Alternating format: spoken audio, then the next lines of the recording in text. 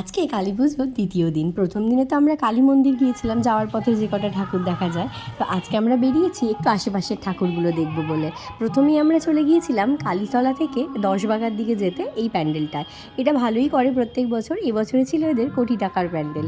দেখেই বুঝতে পারছো কত টাকা, সমস্ত টাকা দিয়ে প্যান্ডেল হয়েছে, অরিজিনাল যদিও নয়, যাই হোক। তো মায়ের প্রতিমাও বেশ সুন্দর।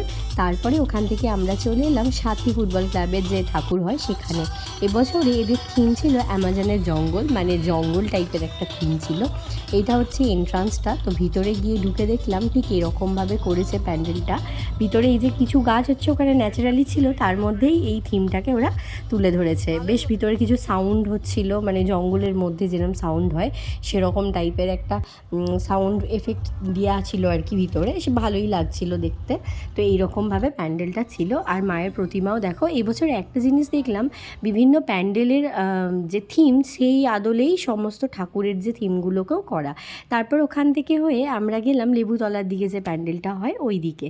বেশ সুন্দরভাবে এখানে লাইটিং করা আছে দেখছো। আর এখানে গিয়ে দেখলাম এখানে চলছে সাংস্কৃতিক অনুষ্ঠান, অর্কেস্ট্রা হচ্ছিল, আর এখানে সব দর্শকরা বসেছিল। আর এই জায়গাটা হচ্ছে নজরুল সংঘর প্যান্ডেল, এখানে একদম সাবেকি প্রতিমা ছিল। এরপরে আমরা একদম চলে গিয়েছিলাম সুরিখালি। এটা হচ্ছে সুরিখালি তরুণ সংঘ ক্লাবের প্রতিমা। এখানের প্রতিমা প্যান্ডেল দুটোই প্রত্যেক বছর ভালো হয়, এবছরেও খুবই সুন্দর। তারপরে আমরা সোজা চলে গিয়েছিলাম সামন্তপাড়ায়। এখানে হয়েছিল বামাকালী। এইটা অ্যাকচুয়ালি কালীতলার যে মেন রোড থেকে একটুখানি ভিতরে, তবে বেশ সুন্দর। তারপরে সোজা চলে এলাম বড় মাকে দেখতে। আজকে নিয়ে আমি দ্বিতীয় দিন বড় মাকে দেখতে এলাম। তারপরে অনুষ্কাকে বাড়ি দেওয়ার জন্য যাওয়ার পথে আরও একটা প্যান্ডেল দেখে নিলাম। দ্বিতীয় দিন আমাদের এইভাবেই কাটলো পুজোর।